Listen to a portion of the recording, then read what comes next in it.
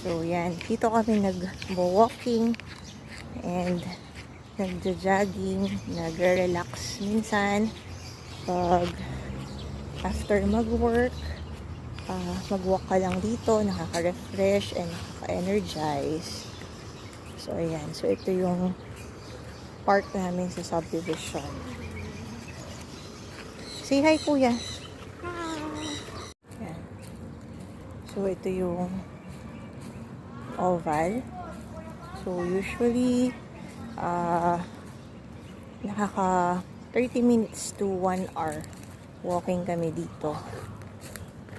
Ayan. So, yung school ng anak ko, yung bunso, andun lang siya.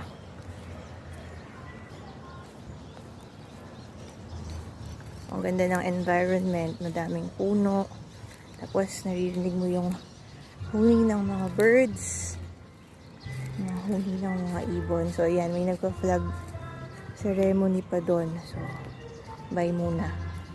So, yun. Tapos na yung lupang hinirang. So, nakakalungkot lang yung ibang mga tao kapag narinig nila yung lupang hinirang, hindi na sila nag-stop. So, nawawalan na ng respect yung ibang mga tao sa national anthem natin. So, yan. So, usually, pag nag-walking ako dito, tinasabay ko na rin yung quiet time ko kasi ang sarap mag-quiet time. So, dala ko lang yung earphone ko and then makikinig lang ng mga podcast or habang naglalakad.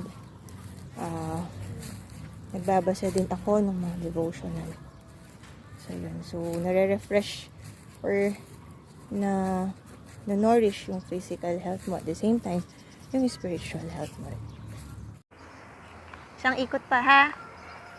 Tapos, go home na, ha?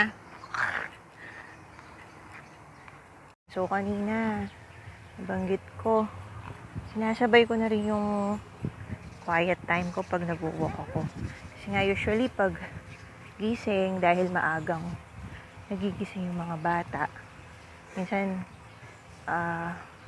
nakakalimutan ko ng mag-quiet time or magbasa man lang ng Bible. Sobrang busy, kailangan mong paghandaan yung baon nila. So, yung pangalawa ko, 6:40 ang pasok niya. So, usually, 5 o'clock gising na ako. Nakahanda na ako ng baon niya. So, yun, usually, pag ganon, trabaho agad yung iniisip mo. So, at least, pag nag-walk ka, tulad nito, sarili mo lang yung kasama mo, and nagkakaroon ka ng opportunity to pray, and to have some meditation, to meditate on God's Word. So, yun. Salamat at binigyan ako ng opportunity. Lord, no, like this. Minsan kasi yung encounter natin with the Lord, na nangyayari siya during simple moments katulad nito. So, yun. Ito, after 2 rounds, mainit daw, sabi ni Kuya. Iuwi ko muna siya dahil medyo pagod na siya, and then ako na lang yung babalik para i-continue yung walking. Ako maglakad, naka 2.01 kilometers ako, and ang na-burn kong calories is 112 kilocalories. At yung kasama kong naglalakad kanina, ito siya ngayon, kumakain. What are you eating, Kuya? Coleslaw. Coleslaw.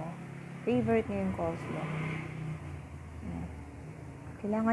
Gusto ko pa sanang mag-walk, kaso kailangan ko nang tumigil dahil tumawag yung medical city dito sa Walter Mart, and available na daw yung doctor for consult dahil nandiyan na daw yung resulta ng check-up ko yesterday. So yung check-up na yon, it's just routinary. So later pupunta na yun ako doon. Okay, bye!